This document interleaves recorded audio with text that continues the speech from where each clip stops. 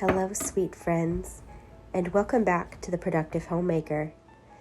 Here in my little corner of YouTube, I like to talk about frugal and intentional living.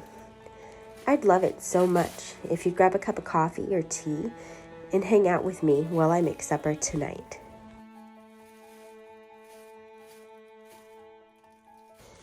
Currently, my family is enjoying the week between Christmas and New Year's. It's like a magical free week where we get to laze about eating Christmas leftovers, stay in our PJs for far too late into the day, and just enjoy each other's company. During this time, I try to take a break in the kitchen, keeping our meals very simple. Going to the grocery store during this time is something I simply just try not to do. My goal is to be at home with my people as much as possible during these holiday times. And as ingredients start to dwindle, it means that creativity can shine.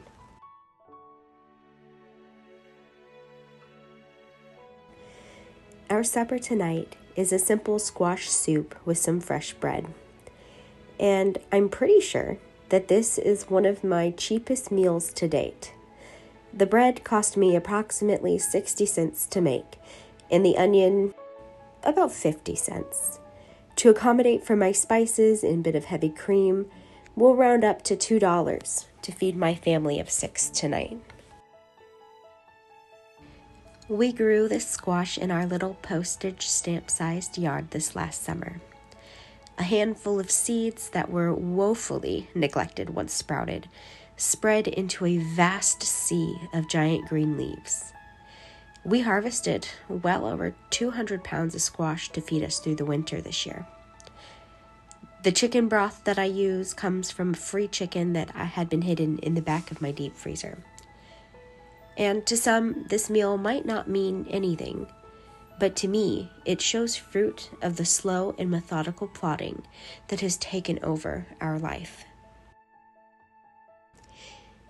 If you've never had the opportunity to cook with fresh squash, it's a lot less scary and intimidating than it can initially look like. All it takes is cutting them in half and taking all of the seeds out with a spoon, and then just placing them on some parchment paper in a pan to roast with olive oil, salt, and pepper in the oven at about 450 degrees for a little while. The biggest goal in this is that your squashes are fork tender whenever you pull them out of the oven. That makes them very easy to blend. Flavors play an important role whenever you're working with a vegetable like squash.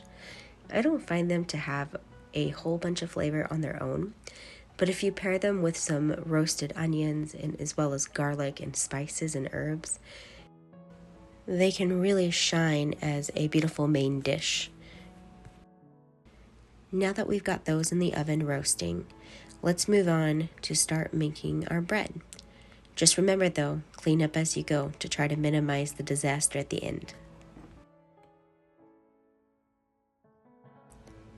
There's been so many questions about the bread recipes that I enjoy using. And while a lot of people are interested in sourdough, I want to start with just basic yeast doughs for you guys.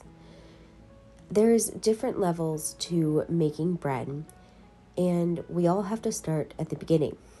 So at the beginning is where I'll start here. When I first started learning how to make bread, the normal French bread was where I began. If you are new to learning how to cook in your kitchen to cut costs, then bread is a great place to start if you're not having to stay away from gluten. It's versatile and it can be used to fix countless meals, from eggs and toast to grilled cheese and soup, or simply eaten with some butter and honey. In the early years of my cooking education, breads scared me. I was always intimidated by weighing ingredients, yeast, proofing time. It was all just so overwhelming.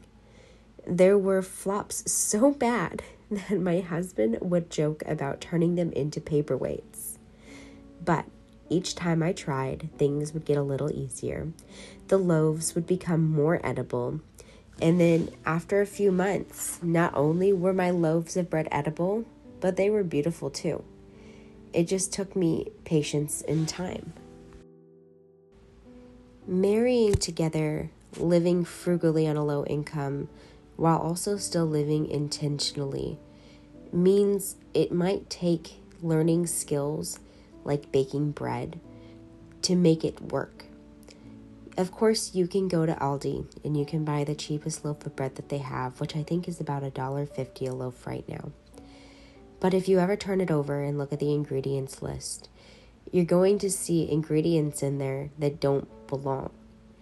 And so at some point we do have to decide, do we want to just purchase the cheapest thing, or would we like to learn a few new skills to make the best product we can eat or give to our family, while it also being frugal and cheap to fit in our budgets? It's worth it to try. While the bread rises, let's go ahead and strain out our broth. This is a very simple meat broth, which is light in flavor as well as in color. This is the first round of broth that I'll make from that chicken. I wanted it to be light so that way it didn't overpower the flavors that come from the squash, onions, and garlic in my soup tonight. So we'll strain that out. And then what you don't see in the back end here is that I take all of my meat off of that chicken to put in the freezer to eat next week. And then I re-add stock water that was left over, plus additional bones, some onions, and carrots to my stock pot, so that way it can simmer for the next few days to make a really deep and rich bone broth.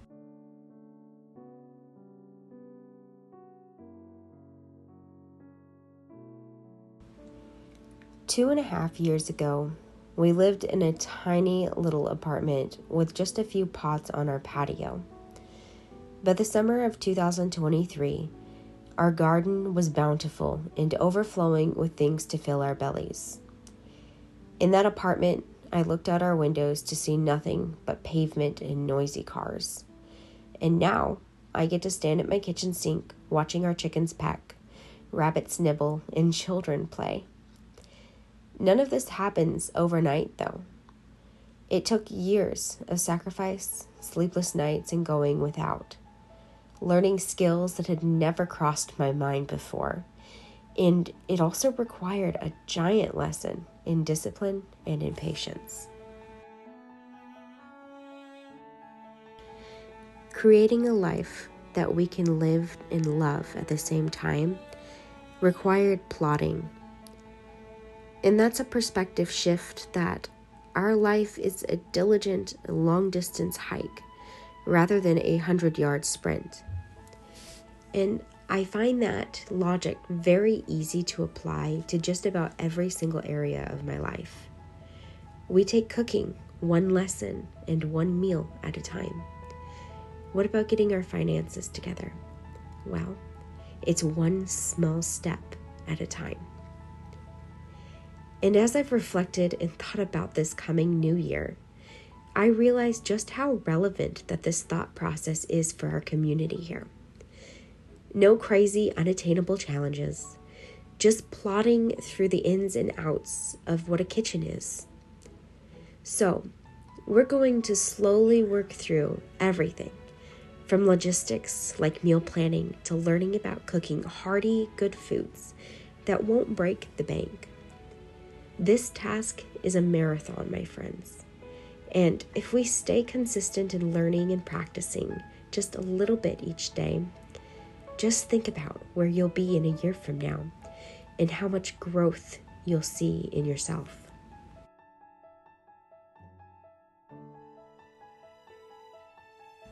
Now that our squash is roasted, we can let it cool for just a little while so that way you can handle it with your fingers and peel off all of the hard skins that are on the outside.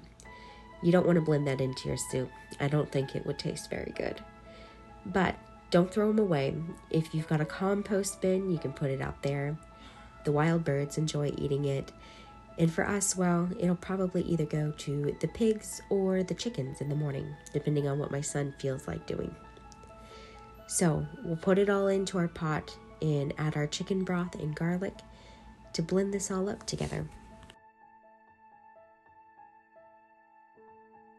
After several years without an immersion blender, I was gifted a new one for Christmas.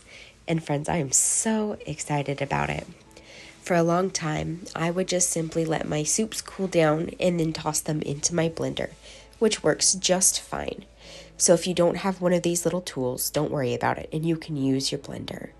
But this just makes it a little bit easier and more streamlined, keeping it all in one pot.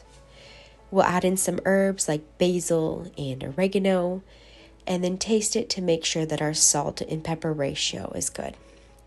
A little bit of cream, a couple of tablespoons at most, just for a beautiful creamy consistency, and our soup is finished.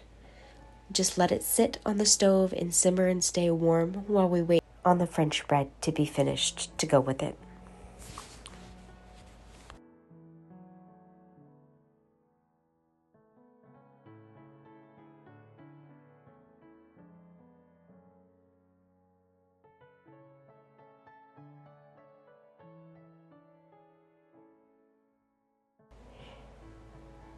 Our French bread is ready to be scored and put into the oven.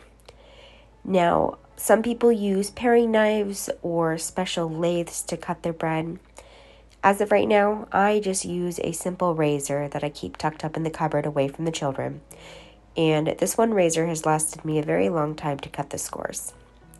If you'd like to have a nice, shiny, and hard coat on the top of your bread, take and whisk up an egg white and just brush it over the top.